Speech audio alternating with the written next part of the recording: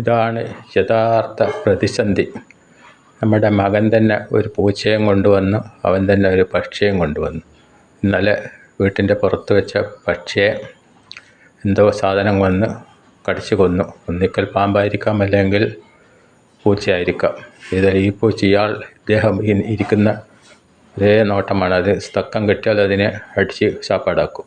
ഇത് നമ്മളെ അകത്തുള്ള പൂച്ചയാണ്. പുറത്തുള്ള പൂച്ചയല്ലേ പാമ്പാന്നറിയില്ല. നമ്മളെ രണ്ട് ലവ് ബേഡ്സിൽ ഒന്നിനെ കൊന്ന് കളഞ്ഞ്. ഇന്നലെ അതിനെ സംസ്കരിക്കേണ്ട ചുമതല എനിക്ക് വന്നു ചേർന്നു. ഒരു കുറ്റവും ചെയ്യാത്ത എനിക്ക് എന്തെല്ലാമാണ് ജീവിതത്തിൽ വരുന്നത്. ഇതിപ്പോൾ ഒരേ നോട്ടമാണ്, ഒറ്റ നോട്ടം, ഒരേ ഒരു നോട്ടം. എന്തിനാണ്? സ്ഥലം കിട്ടിയാൽ അതിൽ ഒന്ന് കാച്ചിക്കളയാം. അതിനാണ് ഇവൻ ഇരിക്കുന്നത്. ഇവൻ്റെ പേര്, ഇത് പെണ്ണാണ്, ബ്രൗണി എന്നാണ് പേര്. പക്ഷേ ഞാൻ ഇവനെ വിളിക്കാൻ, എനിക്ക് ഇവളെന്ന് വിളിക്കാൻ എന്തോ ഒരു മടി. ഇവൻ്റെ ഒറ്റ ലക്ഷ്യം എന്തെന്നാണ് ഇതേ. ഈ ഇന്നലത്തെ ലവ് ബേഡ്സിൽ ഒന്നിനെ കൊന്നപ്പോൾ അവൻ വൈകുന്നേരം ഞാൻ ഫോണിൽ വിളിച്ച് പറഞ്ഞപ്പോൾ വൈകുന്നേരം തന്നെ അവൻ വേറെ ഒന്നിനെ കൊണ്ടുവന്നു. അപ്പോൾ ഇതാണ് നമ്മുടെ ലവ് ബേഡ്സ്.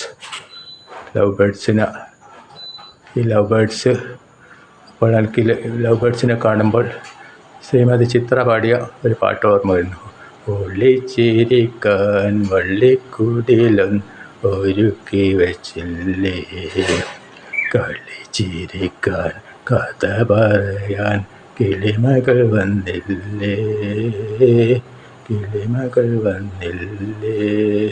രണ്ടെണ്ണം കൊണ്ട് ഒന്ന് ഇന്നലെ വേറെ വന്നതുകൊണ്ട് എന്താണെന്നറിയില്ല, മറ്റേതായിട്ട് അത്ര അടുക്കുന്നില്ല. അതാ ആ വെള്ളം കുടിക്കുന്ന അതിലായിട്ട് പതുങ്ങി ഇരുന്നിട്ടാണ് ഉള്ളത്.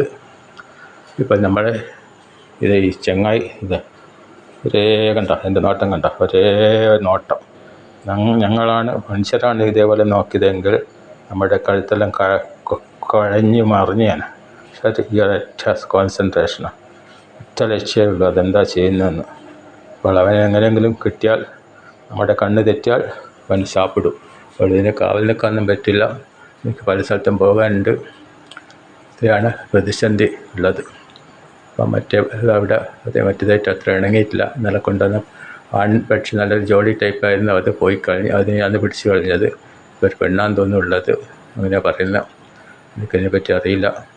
ഇത്രയും പറഞ്ഞുകൊണ്ട് ശശിധരൻസ് വ്ളോഗിൻ്റെ ഈ ചെറിയ വീഡിയോ ഇവിടെ നിർത്തുന്നു. എപ്പോഴും പ്രതിസന്ധി തന്നെ.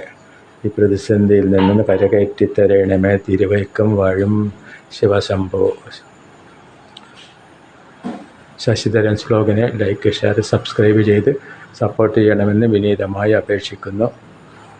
ഒരിക്കൽ കൂടി ഇവൻ്റെ തിരുമുഖം എന്താ, ഇപ്പോഴും അവൻ അതേ നോട്ടത്തിൽ. അത് ജീവനില്ലാത്തവരില്ല ഇപ്പം കാണാൻ. ജീവനുണ്ട് ഇവിടെ.